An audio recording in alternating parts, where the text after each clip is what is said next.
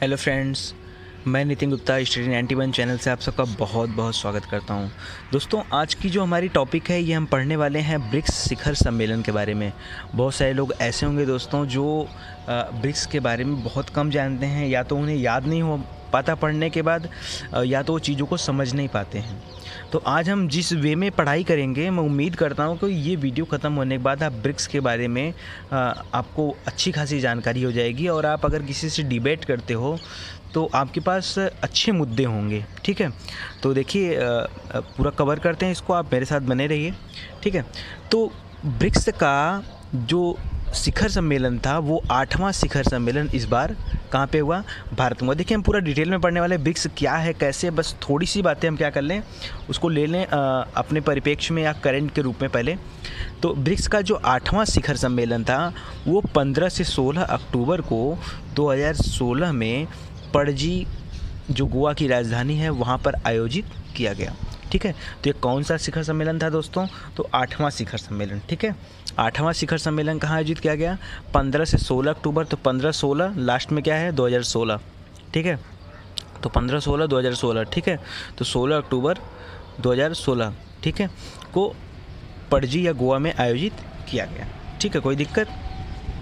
आइए, इसकी थीम क्या रही दोस्तों? तो इसका जो थीम था ये था उत्तरदायी, समावेशी तथा सामूहिक समाधान निरूपित करना।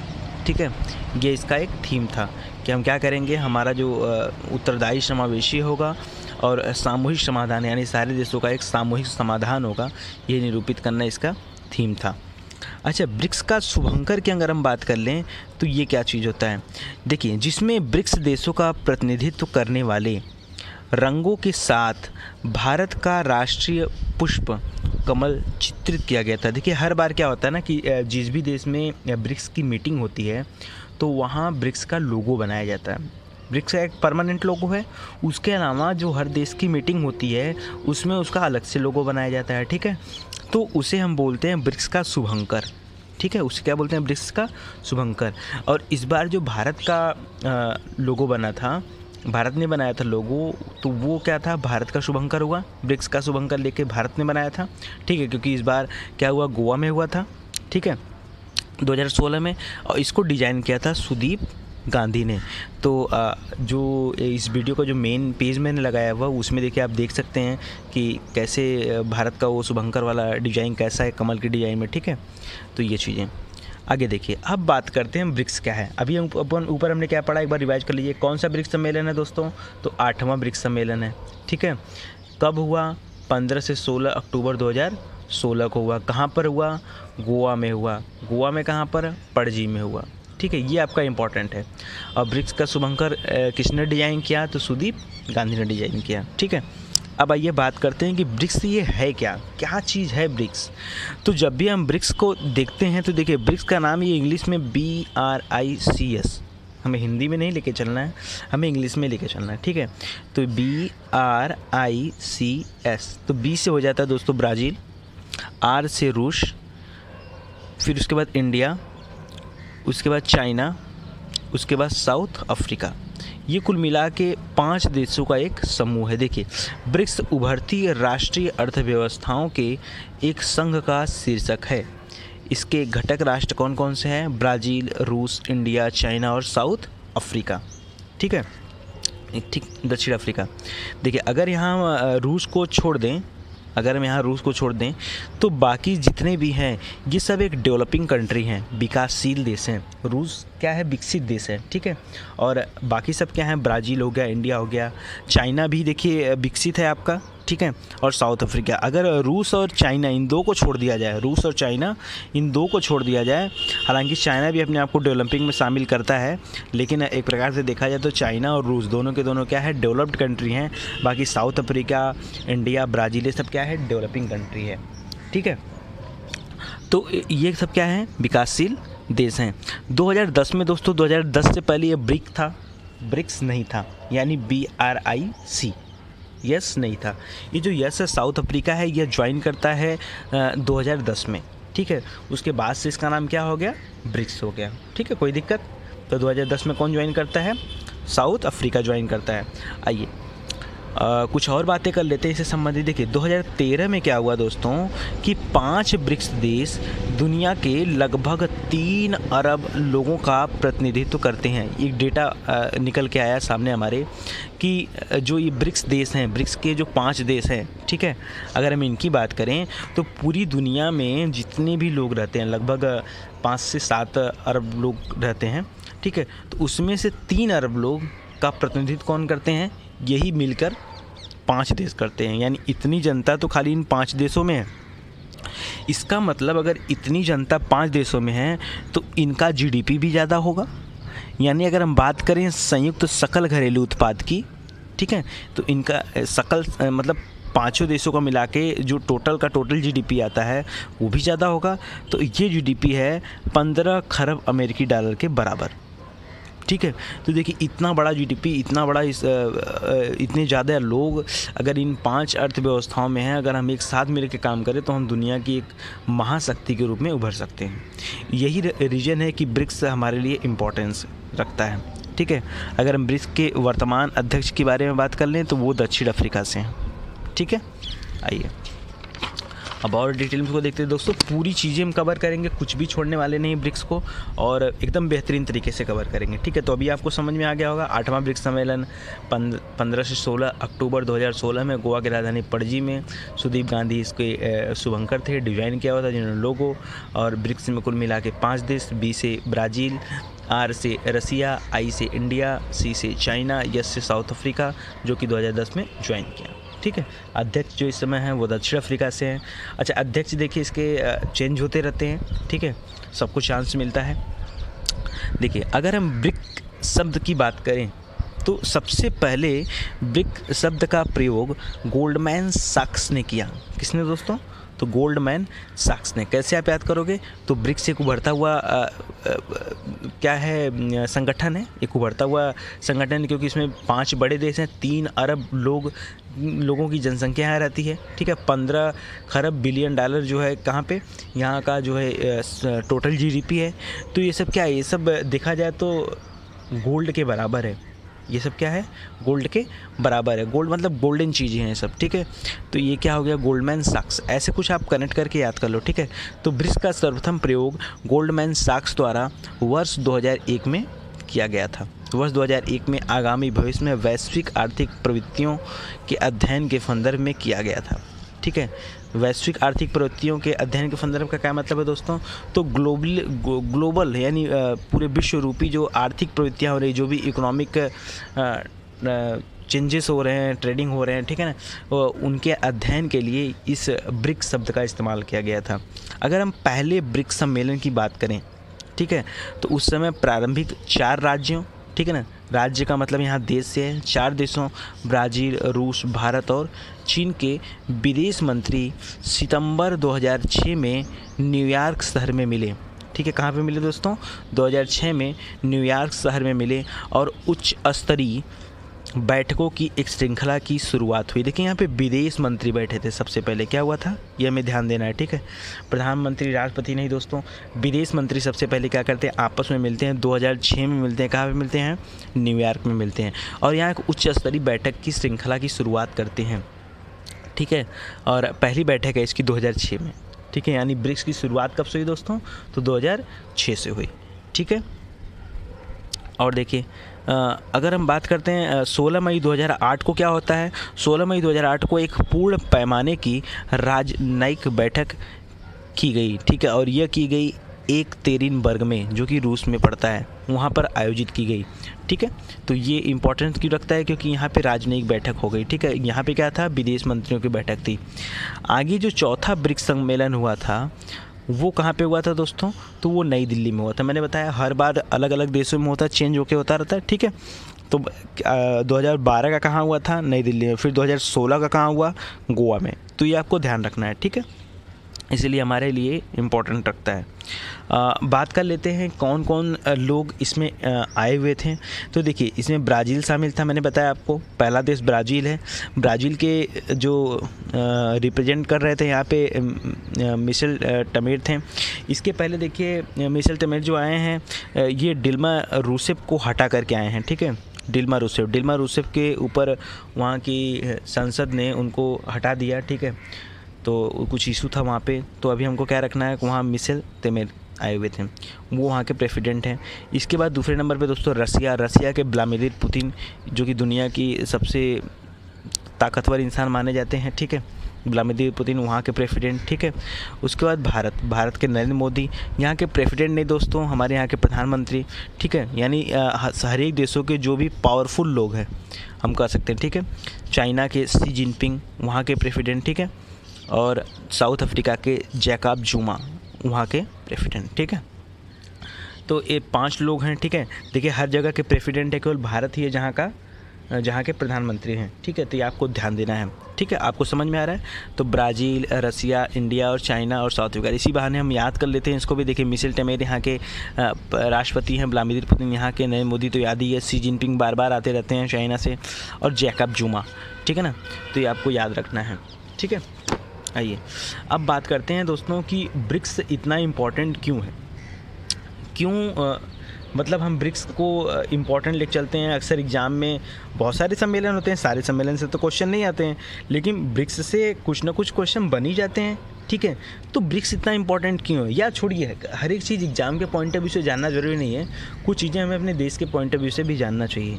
तो हमारे भारत के लिए ब्रिक्स इम्पोर्टेंट क्यों है, ठीक है। इस सवाल का जवाब अभी आपको कुछ समय में मिल जाएगा, ठीक है। आइए एक एक चीज़ पढ़ते हैं।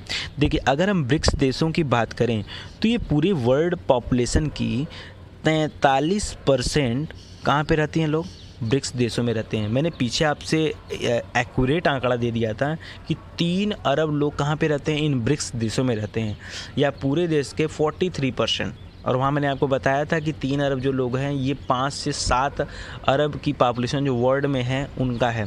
तो अगर 7 अरब की पॉपुलेशन है तो आप देख सकते हैं 3 अरब क्या हो जाएगा, 45, 43, 50% के आसपास, ठीक है। तो ये जो है एक्यूरेट आंकड़ा है, ठीक है। 43% पॉपुलेशन कहाँ पे रहते हैं, इस ब्रिक्स देश में रहते हैं, ठीक है। इनकी कंबाइंड जीडीपी 16 ट्रिलियन डॉलर की है, 16 ट्रिलियन डॉलर की है, ठीक है। ये जो है 30%, जो कि ये 16 ट्रिलियन डॉलर जो देख रहे हैं हम, ये पूरे के पूरे वर्ल्ड जीडीपी की 30% है। मतलब आप देख सकते हैं कि ये 5 देश मिलकर अपने आप में कितना इम्पोर्टेंट रखते हैं। आपको नहीं लग रहा है कि ये ब्रिक्स इम्पोर्टेंट है, ठीक है। जहाँ पूरे देश की आधी जनसंख्या हो, जहाँ पूरे देश का 30% जीडीपी हो, सारे के सारे देश मिला के, जहाँ पूरे के पूरे देश में जितने व्यापार होते हैं उसके 17% व्यापार इन देशों में होता हो। हालांकि 17% व्यापार ये ज़रूर करते हैं, लेकिन जो ये आपस में व्यापार करते हैं वो सिर्फ 5% है। जैसे हमारा भारत का चाइना से, भारत का साउथ अफ्रीका से, ब्राज़ील का चाइना से आपस में, ठीक है। इनका आपस में जो वो है इंटरलिंकिंग है, ट्रेड है, वो सिर्फ 5% है। और पूरे वर्ल्ड ट्रेड का अगर हम देखें तो 17% है। तो 5% बड़ा कम है, और इसीलिए फोकस होगा जा रहा है कि नहीं हम लोग आपस में ट्रेड बढ़ाएँ, ठीक है, ताकि ये जो 5% है इसको क्या किया जा सके, बढ़ाया जा सके। और दुनिया का आधा फॉरेन एक्सचेंज रिजर्व, ठीक है, वो किसके पास है, इन ब्रिक्स देशों के पास है। और दुनिया का आधा गोल्ड रिजर्व भी किसके पास है दोस्तों, तो इन 5 देशों के पास ही है। अब आपको पता चला कि इम्पोर्टेंट क्यों है, अब आपको पता चला कि इम्पोर्टेंट क्यों है, ठीक है। आप समझ रहे होंगे सारी चीज़ें, ठीक है। तो इसीलिए ब्रिक्स क्या है, इम्पोर्टेंट है।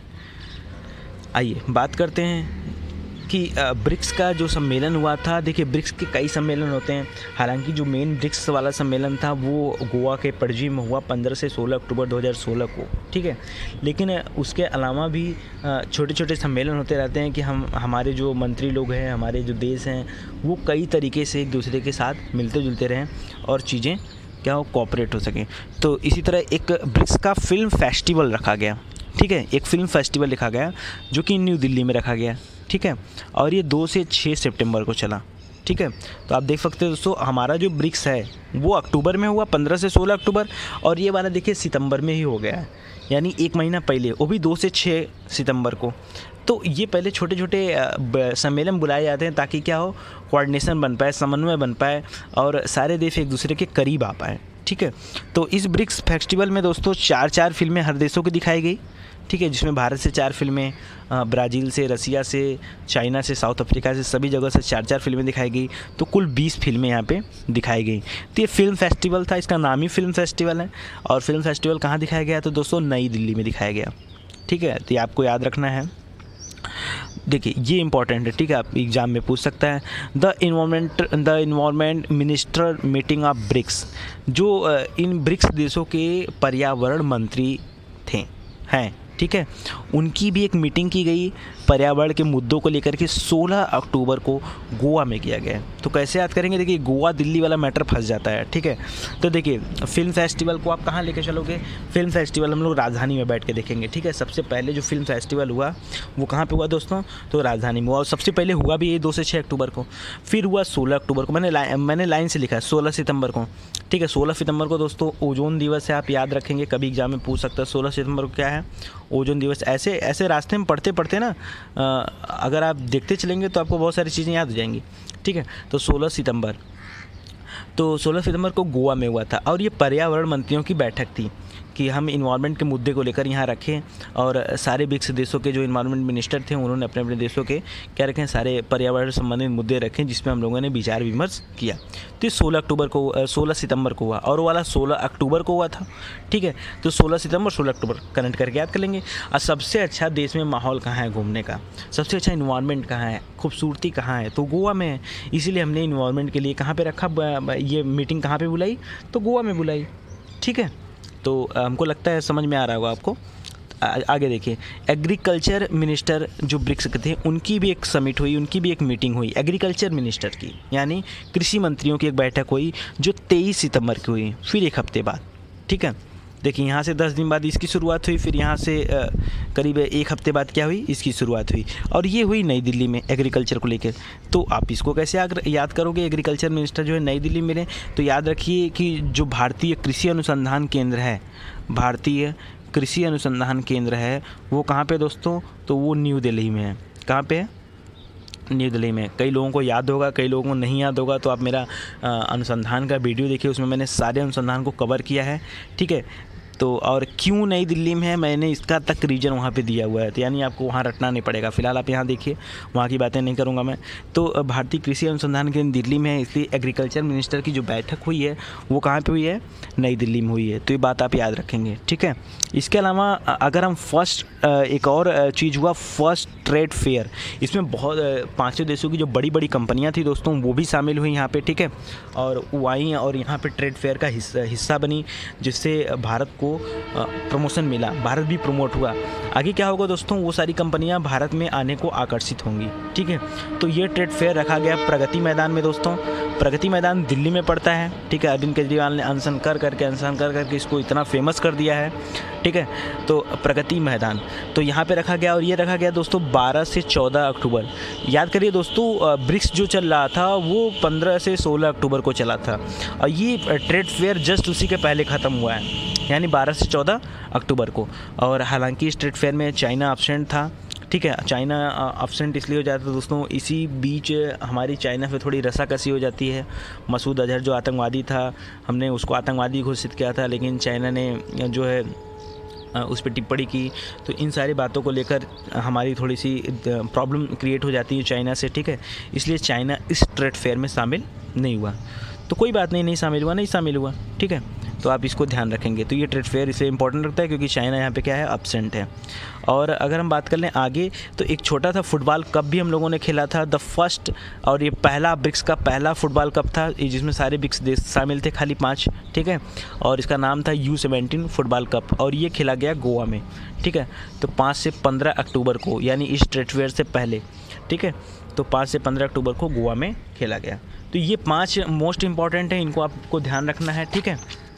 आइए कुछ चीज़ें और देख लेते हैं। अब बात करते हैं कि ब्रिक्स हमारे लिए क्यों इतना इंपॉर्टेंट है। ब्रिक्स इंपॉर्टेंट है ये तो समझ में आ गया कि दुनिया की आधी जनसंख्या लगभग वहाँ पे, दुनिया के आधे रिजर्व, आधे फॉरेन रिजर्व, और ठीक है 30% पूरी दुनिया का GDP, ये सब है, इसलिए ब्रिक्स इंपॉर्टेंट है। लेकिन ब्रिक्स भारत के लिए क्यों इम्पोर्टेंट है, ठीक है। तो इसके लिए भी हम बात करेंगे। तो देखिए ब्रिक्स जो है ने इस बार ब्रिक्स की मीटिंग में बिम्स्टेक के जो भी देश थे ये भी शामिल हुए। बिम्स्टेक क्या है दोस्तों? तो बिम्स्टेक एक ऑर्गेनाइजेशन है जो बंगाल की खाड़ी के चारों तरफ जितने भी देश हैं उनका एक संगठन है। ठीक है, बिम्स्टेक में कुल मिला के दोस्तों 11 देश हैं। ठीक है, तो सॉरी 6 देश हैं। तो 6 अब यहाँ देखिए, पहली बात तो हम बात कर लेते हैं कि ये बिम्स्टेक क्या है। ठीक है, ये बिम्स्टेक क्या है?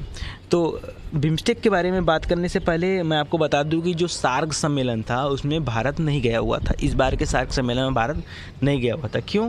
क्योंकि पाकिस्तान से कुछ झड़प चल रही थी हमारी। ठीक है, जहाँ कहीं भी हम अच्छी बातें करते हैं पाकिस्तान से नकार देता है। ठीक है, इसलिए सार्क क्या है, एक फेल्योर माना जा रहा है। ठीक है, सार्क क्या है, दक्षिण भारत का एक फेल्योर ऑर्गेनाइजेशन माना जा रहा है। क्योंकि सार्क जो है दोस्तों ये ऑल और नन बेसिस पे काम करता है। ऑल और नन मीन्स क्या होता है दोस्तों कि अगर कोई भी प्रोग्राम शुरू हो रहा है और किसी भी एक देश ने अगर मना कर दिया, ठीक है, सार्क में जितने भी देश हैं अगर किसी देश ने भी एक ने भी मना कर दिया तो वो प्रोग्राम फिर लॉन्च नहीं हो सकता। और फिर ऐसे में अगर पाकिस्तान वहाँ पे है तो आपको लगता है भारत कोई भी प्लान शुरू करेगा तो पाकिस्तान हाँ में हाँ मिलाएगा? पाकिस्तान पक्का ना बुलाता है। इसलिए क्या है, सार्क की कोई भी ऑब्जेक्ट ही नहीं बन पाता, कोई फाइनल डिसीजन ही नहीं हो पाता। ठीक है, पाकिस्तान कुछ कहता है तो भारत ना हो जाता है, भारत कुछ कहता है पाकिस्तान ना हो जाता है। तो एक प्रकार से देखा जाए तो क्या है, जो सार्क समिट हुआ वो एक फेल्योर माना जा रहा है। ये पूरा का पूरा सार्क ही फेल्योर माना जा रहा है। तो अगर सार्क फेल्योर हो गया तो सार्क के जो भी मेंबर देश हैं, भाई हमारा झगड़ा तो पाकिस्तान से है, तो जो सार्क के और मेंबर हैं उनसे कैसे कांटेक्ट किया जाए, उनसे कैसे संबंध बनाया जाए। इस वजह से भारत ने क्या किया, ब्रिक्स में बिम्स्टेक के लोगों को भी बुला लिया। ठीक है, भारत ने क्या किया, ब्रिक्स में जो समिट हो रही थी गोवा में 15 से 16 अक्टूबर 2016 को, उसमें क्या किया, बिम्स्टेक के देशों को भी बुला लिया। अगर हम सार्क देशों की बात करें दोस्तों तो यहाँ पे 8 देश हैं। ठीक है, यहाँ पे क्या है, 8 देश पड़ते हैं। तो अगर इन 8 देशों में अगर अफगानिस्तान, पाकिस्तान और मालदीव इन 3 को निकाल दो तो बाकी 5 हमारे यहाँ पे बिम्स्टेक में भी शामिल हैं। तो बिम्स्टेक के 6 देश हैं, 6 और एक हम पड़ जाते हैं, भारत एक 7 हो जाता है। ठीक है ना, तो 6 देश हैं। ठीक है, तो इन 6 में से क्या है, 5 तो हमारे कहाँ के हो गए, सार्क के। ठीक है, तो इन 6 देशों का नाम देखिए क्या है, बांग्लादेश है, भूटान है, म्यांमार है, नेपाल है, श्रीलंका है और थाईलैंड है। बांग्लादेश की बात करेंगे, बंगाल नहीं बांग्लादेश, ठीक ना, बांग्लादेश की बात करेंगे दोस्तों तो शेख हसीना यहाँ की प्रधानमंत्री है जो आई यहाँ पे, और भूटान के सेरिंग तोब्गे यहाँ के प्रधानमंत्री, म्यांमार के आंग सान सू की ये विदेश मंत्री वहाँ के वो आए यहाँ पे, और पुष्प कमल दहल जो कि नेपाल के प्रधानमंत्री वो आए, और श्रीलंका के श्रीसेना वहाँ के राष्ट्रपति हैं। ठीक है, और थाईलैंड के वारासकडी फुत्राकुल, ठीक है, ये वहाँ के वाइस मिनिस्टर हैं फॉरेन अफेयर्स के। ठीक है, तो ये हैं, ये लोग जो है शामिल हुए हैं। तो अगर हम दोस्तों बिम्स्टेक को, ठीक है, बिम्स्टेक को हमने बुला लिया, किस लिए बुलाया बिम्स्टेक को, ताकि जो सार्क के बचे देश हैं, ठीक है, उनसे हमारा क्या हो सके, संबंध बन सके, जो हमारा सार्क के देश हैं उससे क्या हो सके, हमारा संबंध बन सके। लेकिन एक बात बताइए कि इन सार्क देशों से संबंध बनाने का मतलब है, जैसे थाईलैंड भी है, तो थाईलैंड सार्क का मेंबर तो नहीं है, लेकिन हम थाईलैंड से बहुत ज़्यादा डिपेंड नहीं रह सकते हैं। यानी जो लोग भी बाहरी हैं उनसे भी बहुत ज़्यादा हम डिपेंड नहीं रहते, क्योंकि देखिए थाईलैंड जो है दोस्तों ये आसियान का भी हिस्सा है। ठीक है, मैं आसियान के ऊपर भी एक वीडियो बना रहा हूँ। ठीक है, और ये आसियान का भी हिस्सा है। ठीक है, आसियान का भी हिस्सा है। तो ये आसियान जो है दोस्तों, आसियान का जो टारगेट है इस समय, इसका टारगेट है यूरोपियन यूनियन का मेंबर बनना। ठीक है, तो थाईलैंड भी उन्हीं के साथ हैं। तो अब देखिए बिम्स्टेक को हमने बुला तो लिया, लेकिन बिम्स्टेक के सारे देश भी के ऊपर भारत निर्भर नहीं रह सकता। मतलब बुला के उनको, उनसे खाली हमारा क्या टारगेट है, संबंध बनाना टारगेट है, कि हमारे अच्छे संबंध उनसे बन सकें। ठीक है, आइए आगे बातें करते हैं।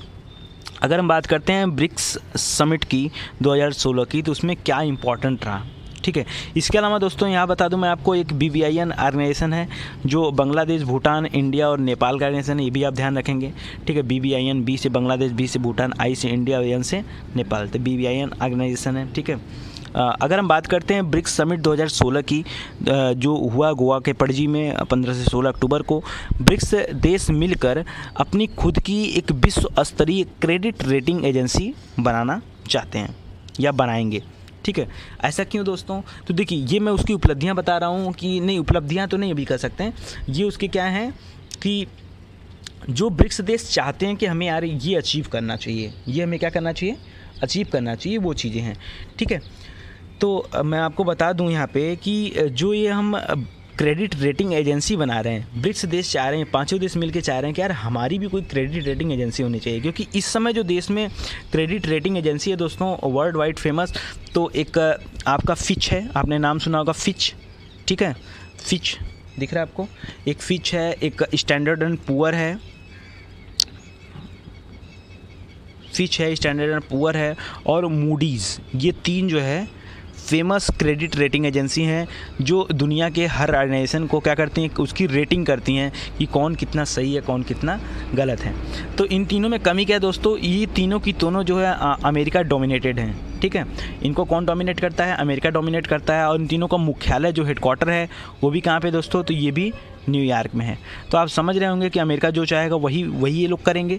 ठीक है, इसीलिए ब्रिक्स चाह रहा है कि उनकी एक अपनी क्रेडिट रेटिंग एजेंसी हो, ताकि वो क्या करे, अपने देशों को, जो भी देश हैं, संबंधित देश हैं, आस पड़ोस के जो भी देश हैं, जैसे बिम्स्टेक के देश हो गए, सार्क के देश हो गए, ठीक है, तो या इन सब की जो मीटिंग हो रही है उनकी रेटिंग कर पाएँ। तो ये क्रेडिट रेटिंग एजेंसी ये खुद की बनाना चाहते हैं। ठीक है, इस बार के ब्रिक्स समिट में ये कमिटमेंट हुआ।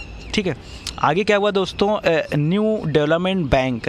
ठीक है, जो 6वां ब्रिक्स सम्मेलन हुआ था दोस्तों, उसमें डिसाइड हुआ था कि हम एक क्या करेंगे, न्यू डेवलपमेंट बैंक बनाएंगे। ठीक है, और न्यू डेवलपमेंट बैंक बनाने का रीज़न क्या था, मैं आपको बता दूं कि जैसे वर्ल्ड बैंक है, IMF है, ये सब दुनिया में क्या है, ऐसे बैंक हैं जो क्या करते हैं, फ़ंड प्रोवाइड करते हैं देश को आगे बढ़ने के लिए, विकासशील देशों को आगे बढ़ने के लिए क्या करते हैं, लोग फ़ंड प्रोवाइड करते हैं। जैसे वर्ल्ड बैंक है तो वो विकास करने के लिए फ़ंड प्रोवाइड करता है, और IMF है तो क्या करता है, जो हमारे बजटरी या घाटे होते हैं उनको पूरा करने के लिए हमको फ़ंड देता है। तो अगर हम इनकी बात कर लें, इन वर्ल्ड बैंक, IMF की, तो इसमें अमेरिका, यूरोपियन यूनियन, जापान, ये डोमिनेट करते हैं इसको। ठीक है, ये इसको चलाते हैं क्योंकि सबसे ज़्यादा शेयर है वो इन्हीं 3 देशों का है। ठीक है, तो फाइनली अमेरिका समझ लीजिए इसको डोमिनेट करता है।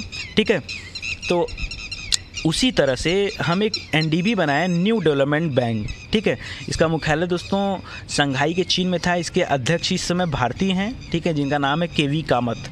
ठीक है, तो ये आपके लिए इंपॉर्टेंट है, KV कामत को आप याद रखेंगे। लेकिन यहाँ पे देखिए दोस्तों, न्यू डेवलपमेंट बन तो गया है 6वें ब्रिक्स सम्मेलन के बाद, और करीब $100 बिलियन इसमें डालने की बात भी हो गई है, लेकिन अभी भी भारत को जो आसानी से लोन मिलता है वो किससे मिलता है, वर्ल्ड बैंक से। न्यू डेवलपमेंट बैंक से अभी भारत को कोई भी इस तरह का लोन नहीं मिला है या इतनी अच्छी सुविधाएं नहीं मिल पाई हैं। तो उसके ऊपर बातें हुई कि कैसे हम न्यू डेवलपमेंट बैंक को लेकर के और अच्छे से काम इससे कर सकते हैं। तो आगे बात करते, देखिए ब्रिक्स का जो 8वां समिट हुआ था गोवा में। ठीक है, इसमें प्रधानमंत्री ने, मोदी जी ने अपने भाषण में कहा कि पाकिस्तान क्या है, मदर ऑफ टेरर है। ठीक है, आतंकवाद को लेकर के बड़ी बात है, बड़ी टिप्पणी किया इस पर। ठीक है, और इसी तरह उन्होंने G20 जो समिट हुआ था उसमें भी बोला था, उसमें तो पाकिस्तान का खुल के नाम नहीं लिया था, लेकिन यहाँ पाकिस्तान का खुल के नाम ले लिया कि पाकिस्तान क्या है, मदर ऑफ टेरर है। ठीक है, यानी आतंकवाद की जन्म भूमि है। तो आतंकवाद बहुत ज़्यादा बढ़ चुका है, इसके ऊपर ये लेक्चर दिया उन्होंने, बहुत अच्छा खासा लेक्चर दिया, बहुत अच्छा भाषण दिया उन्होंने। लेकिन दोस्तों उनका जो भाषण था उसको ब्रिक्स का जो डिक्लेरेशन आता है, ठीक है, जो घोषणा पत्र आता है बाद में, देखिए क्या होता है कि जब सम्मेलन हो जाएगा, जब मीटिंग हो जाएगी, तो फाइनल में क्या आता है, रिजल्ट आता है। तो उस रिजल्ट को हम लोग बोलते हैं डिक्लेरेशन। तो जो ब्रिक्स का एक गोवा डिक्लेरेशन था, इसको कौन सा डिक्लेरेशन बोलेंगे, तो एक गोवा डिक्लेरेशन है। तो ब्रिक्स का जो गोवा डिक्लेरेशन आया उसमें कहीं भी पाकिस्तान का नाम नहीं दिया गया, उसमें ISIS का नाम दिया गया। तो ISIS से भारत का कोई भी खतरा नहीं है। ISIS का मतलब होता है दोस्तों, फुल फॉर्म है Islamic state of Iraq and Syria. तो इससे भारत को कोई खतरा नहीं है। ठीक है, ISIS वो इराक और सीरिया में वो सब इशूज़ चल रहे हैं। हालांकि ISIS वालों ने भारत से कुछ लोगों को रिक्रूट करने की बात की थी, लेकिन अभी ऐसा कोई मामला सामने नहीं आया है।